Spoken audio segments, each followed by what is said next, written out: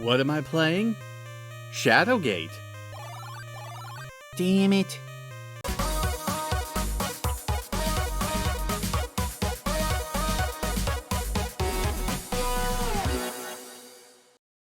You ever have one of those games that you see somewhere and it just sort of sticks in your mind well after you see it? Like, it's always there and pops up in your thoughts every now and then, and you think to yourself, boy, that seems interesting, I'd sure like to play it. But you never get around to it, and you can't ever seem to find a copy or just don't have the drive to hunt it down and try it out. Shadowgate was that game for me.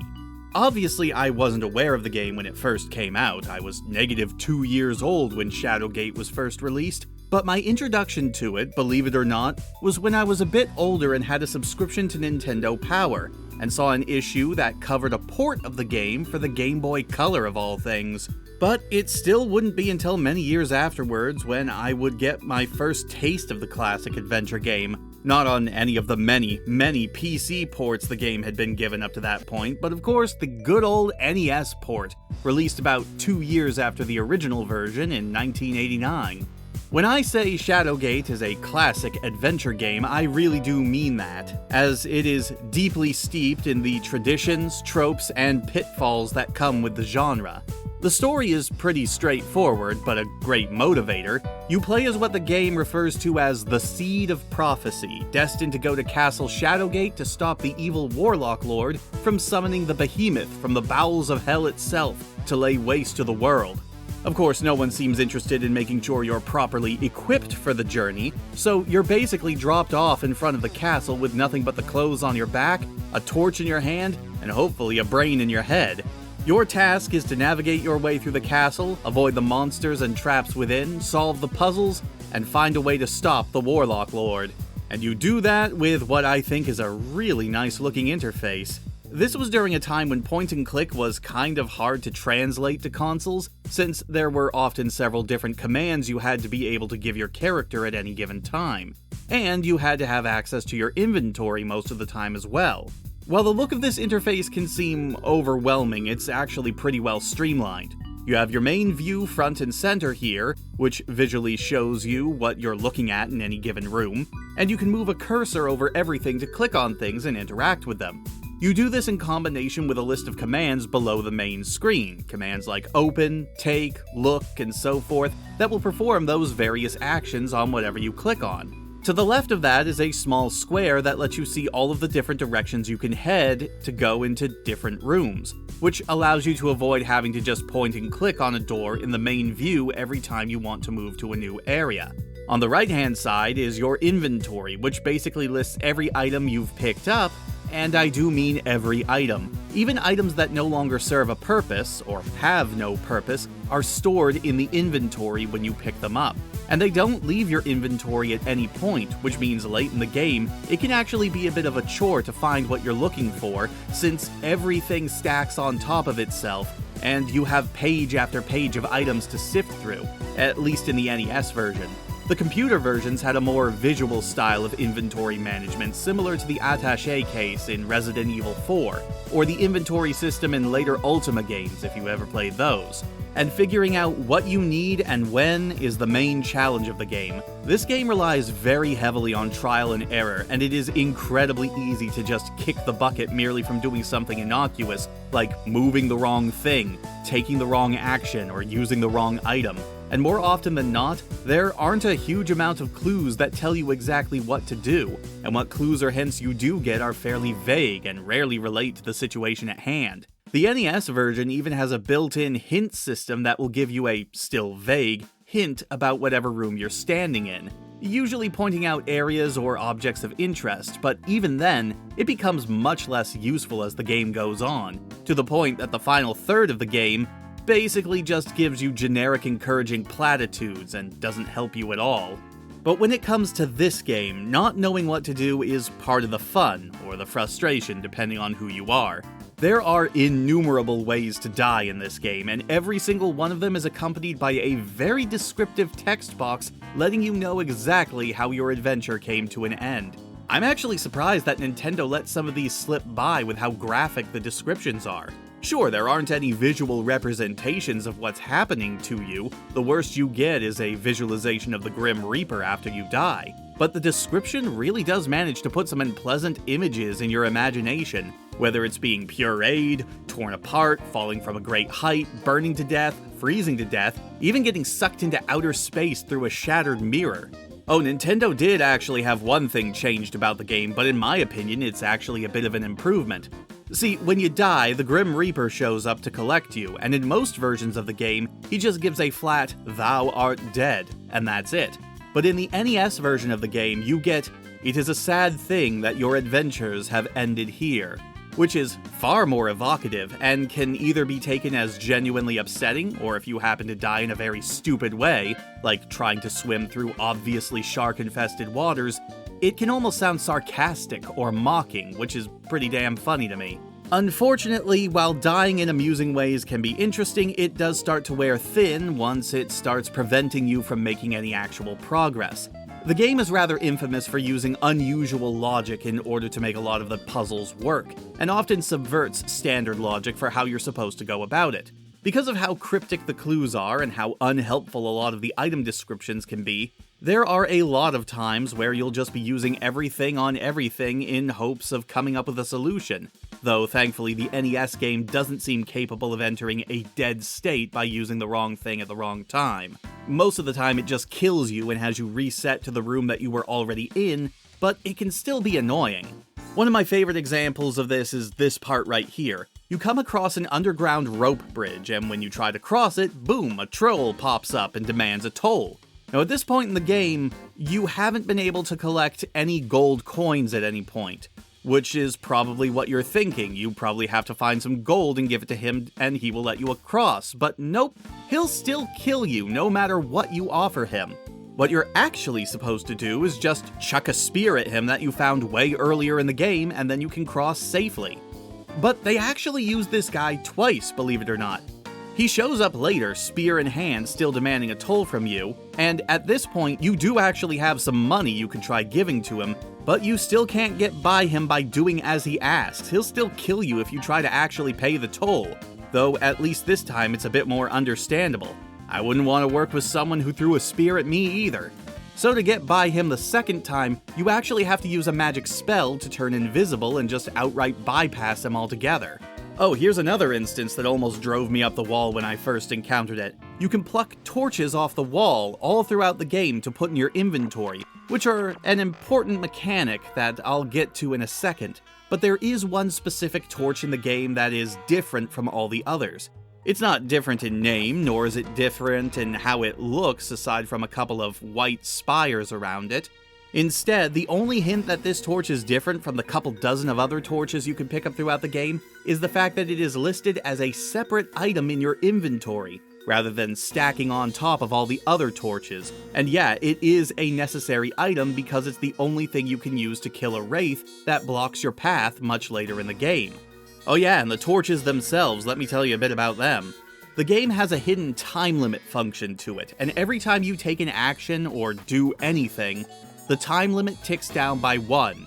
Looking at objects, moving to different rooms, taking them, using them, examining your surroundings, basically anything that requires the game to tell you about something or describe what is happening affects the time limit. The time limit in question is indicated by your torch. You can have 2 torches lit at one time, and you always need to have one lit. If it goes out, everything goes dark, you stumble around in the dark for a second, and then you break your neck and die, the end. But here's the thing. If you were unaware of this mechanic, it can come as a bit of a shock to you to just have the screen go black and then be told, hey, you died because you can't see and you're a bit clumsy. And this happens regardless of where you are in the castle, even in areas where there's clearly another source of light, like a lit fireplace, or when you're clearly standing outside in the middle of the day, or with visible moon or starlight. Thankfully though, you only really have this happen once, since the game clearly tells you that it's because the torch goes out, and you have a graphic indicating your 2 torches at the top of your inventory screen, and you can light a torch from your inventory at any time. The game also does its best to give you a fair warning when your torch is about to go out, as the graphic at the top of the screen will grow dimmer and the music will become more ominous to let you know that you might want to light a spare pretty soon. There's also a limited amount of torches in the castle itself, somewhere around like 25 of them or so if you spend too much time exploring and not getting anything done, you might just find yourself unable to progress. Unless you're playing the NES version, which is actually a lot more generous than the PC ports of the game. See, in most other versions, if you die from anything, you're forced to reload from wherever your last save was. But in the NES version, if you die, you can choose to continue, which will drop you off in the room you were in before, or the room right next to it, with everything you did before death still being done, and with your torch restored a bit. I don't think it lasts as long as a freshly lit torch, but it's more than enough to make some decent progress. Because of this, it is actually possible to beat the NES version without lighting too many torches, so long as you don't mind dying every once in a while from chronic clumsiness. It also doesn't have a function where if you took too long overall, the Warlock Lord would summon the behemoth while you were still wandering around the castle, resulting in an unavoidable game over anyway. Because of that, the NES version might be the most optimal way to play the game, as the D-pad and button controls work fine, but they aren't exactly made for pointing and clicking. But it can feel a bit more welcoming compared to other versions, where you constantly feel like you're under a time crunch. But that doesn't mean the game is easy, or fair. Like I said, the amount of moon logic at play for some of its puzzles, combined with the game loading you up with items that are completely worthless, can make for a frustrating experience at times. Like most games in the genre, if you know the sequence of events, the game is actually fairly short, but learning that sequence can be a very long and harrowing experience, and requires a lot of trial and error. Honestly, some later puzzles are so out there I'm surprised anyone was able to figure them out without a guide. Like the final sequence of events to defeat the behemoth. This isn't a situation where you can just easily learn what you did wrong from a poor choice leading to your death. No, this was a whole process. Essentially, when confronted with the Warlock Lord, you have to assemble the Staff of Ages and use that to defeat him and the behemoth, which involves you having to assemble several very innocuous items you hopefully have at your inventory together in a specific order to create the staff, and then use the staff on the behemoth to beat him. And the only clue that you get that this is something you have to do is a poem that is located in a scroll that you can pick up about halfway through the game, well before you've gathered all the materials that you need. And like most other hints, it's vague enough that it can be difficult to parse exactly what it's referring to, especially since it comes up much earlier in the game than when it's relevant. I will say though, the game is actually quite nice looking. True, there's not exactly a lot of animation in any of the rooms that you go into, and what little animation there is generally reserved for momentous events or very specific death scenes for the player. More often than not, you're looking at static images, but those static images all look real good, and most importantly, make it obvious what you can interact with. And you can interact with basically anything that you can see on screen, even if you can't directly pick it up. You can generally look at it for some specific flavor text, use it, which usually leads to a unique death scene and so on, and the music, while a little limited, does set a pretty good tone and atmosphere. And the fact that it uses musical cues to let you know your torch is going out is very appreciated. Even the interface, while it might not be as ideal as just pointing and clicking with the mouse, is pretty streamlined and easy to use, with my only big complaint being that having to cycle through several different pages of a linear list to get through my inventory can be a bit of an annoying hassle. Oh, and checking the inventory of other things like chests or bags and such is also a bit clunky, since looking into one changes the inventory to the inventory of whatever you're looking at, which can be a bit confusing. So is Shadowgate worth experiencing nowadays? Yeah, actually. I mean, it is a classic adventure game through and through, with all the good and bad that comes with it. If you've never played before and you don't have a guide, actually figuring out what you're supposed to do and where to go can feel overwhelming. And while the myriad of ways that you can die can be frustrating, it is pretty interesting to see all of the ways that can happen. And because the time limit function is less punishing in the NES version, it's worth taking your time to look around the castle and take in all the flavored text you can find in each individual room. It's just such a different beast from so many other games on the system, with its only competition being a handful of other adventure ports by the same developer like The Uninvited and Deja Vu, games that I also knew about but have never experienced. But beyond its genre, it also has a grim charm to it that a lot of games in this era lacked. It is a dark fantasy from an era where darker games just weren't much of a thing, especially on consoles. And while the story itself might not be anything to write home about, the setting of the castle itself is incredibly interesting and well worth exploring, provided you have a guide by your side, or the patience to really ponder through some of the more outlandish puzzles. But before we sign off, I have to admit I'm a bit curious to see how they translated this game into a portable experience, so let's take a quick look at the version of the game that introduced me to its existence, courtesy of Nintendo Power, the Game Boy Color version, referred to as Shadowgate Classic. Well, it's definitely Shadowgate, just on a Game Boy Color. I suppose I shouldn't be too impressed by this. Shadowgate isn't exactly an intensive or very long game, but I still find myself being pretty impressed when a game makes the leap from a console to a handheld of this nature without compromising the game's structure or needing to make any real big changes to what's included. This is literally the entire game with minimal changes, and if you've played the NES version, you've played the Game Boy version. Sure, the music is a little bit more bit-crushed, and some of the graphics did get changed to fit with the smaller screen size, and also to deal with the more limited color palette of a Game Boy Color, but the only real big difference between this and the console version is in its interface. In the NES version, you had everything very nicely laid out in front of you, and it was easy to see pretty much all of your options before you at any given time. Now, if they had done that here, the screen would be so cramped you probably wouldn't be able to see or read anything. And so to get past this limitation, the main screen and your movement options are kept at the very top of the screen, and all of your interaction options are set below that, requiring you to scroll down in order to see them. And then beyond that, down at the very bottom, is your inventory. This is a perfectly playable solution when it comes to making the game work on a handheld, but it does take some getting used to, and does lead to a few of its own little problems, chief of which being, it is even more annoying here scrolling through your inventory in order to use or find something, mainly because you have to keep scrolling from the bottom to the top of the screen in order to actually use the thing you've selected. The controls are also surprisingly loose, too. While scrolling around the main view works smoothly, just like it did on the NES, moving along choices in the menu or your inventory feels real sensitive. It's actually really easy to overshoot the option you want, and the constant need to scroll the menu and have it snap to various options when you're trying to move it on the main screen is a little bit disorienting. It's still playable, but like I said, it can feel really clunky compared to how the NES handled it. Again, it's understandable why they did this, and it's certainly not the worst way they could have handled the transition. One thing I will give the Game Boy version over the console is that the text here is much larger and easier to read. Again, smaller screen, so this is very much a necessary thing, but I think it's good.